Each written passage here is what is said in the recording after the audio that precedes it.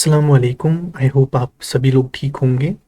अभी हम बात करेंगे एसएफआरसी और जो प्री रिसेप्ट आप लोगों को अपलोड करना है as a claim for the scholarship. ठीक है, पहले एसएफआरसी की बात करते हैं। एसएफआरसी क्या होता है? स्टेट फ़ी रेगुलेटरी कमेटी।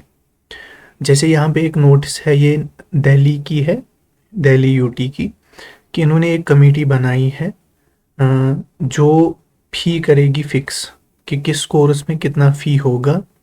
अगर आप वो कोर्स करना चाहते हो तो उसके लिए कितना फ़ी आपको रहेगा, तो उसके लिए एक कमेटी बनाई गई है। इसी तरीके से हर एक स्टेट में, पूरे इंडिया में हर एक स्टेट में एक स्टेट फ़ी रेगुलेटरी कमेटी होती है जो आपका फ़ी जो है वो फिक्स करता है प्राइवेट इंस्टीट्यूशन में या गवर्नमेंट बाकी जगहों पे, कि अगर आपको ये कोर्स करना है इसके लिए आपको कितना फ़ी पे करना होगा। ठीक है, तो ये आपको पीएम में अपलोड करना है एसएफआरसी। ठीक है, कि एक कमेटी ने जो जिस स्टेट में आप पढ़ रहे हो वहाँ की जो एसएफआरसी है, उन्होंने कितना फ़ी उस कोर्स के लिए रखा है जो आप कर रहे हो। ठीक है, तो वो एक तो वो आपको अपलोड करना है एसएफआरसी जो वहाँ पे पीएम में दिखा रहा है आपको। अगर दिखा रहा है पेंडिंग है, जिनका अपलोड हुआ है तो उनको कोई इशू नहीं है। दूसरा आपका होता है प्री रिसेप्ट। प्री रिसेप्ट क्या होता है? प्री रिसेप्ट आपका होता है जिसमें पूरी फ़ी की डिटेल लिखी होती है जो एआईसीटी आपको फिर रिलीज़ कर देगा। ठीक है, कि इतना फ़ी है इसका, और वो वही फ़ी अब फिर फिक्स रहता है पूरे 4 3 साल 4 साल जितने ईयर्स का कोर्स होता है। मतलब कि जो प्री रिसेप्ट होता है वो एक ही बार अपलोड करना होता है, और वही फिर पूरे जितना ईयर्स का कोर्स होगा उतनी ईयर्स तक आपका चलता है। मेरे पास यहाँ पे प्री रिसेप्ट का अगर यहाँ पे जो फॉर्मेट पीएम ने दिया है वो मैं आप लोगों को दिखाता हूँ। ये एआईसीटी ने अपनी वेबसाइट पे प्री रिसेप्ट जो है वो अपलोड किया है, जो आपको इसी फॉर्मेट में प्री रिसेप्ट अपलोड करना था।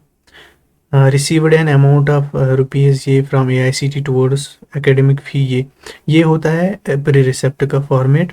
देखिए, ट्यूशन फ़ी कितना होगा, एडमिशन फ़ी कितना है, ये वन टाइम होता है। यूनिवर्सिटी एनरोलमेंट फ़ी वन टाइम होता है। Examination fee, institute development fee, laboratory fee, library fee, I card one time होता है, ट्रांसपोर्ट एट्सेट्रा वन टाइम होता है, इंटरनेट, स्पोर्ट्स, मेडिकल।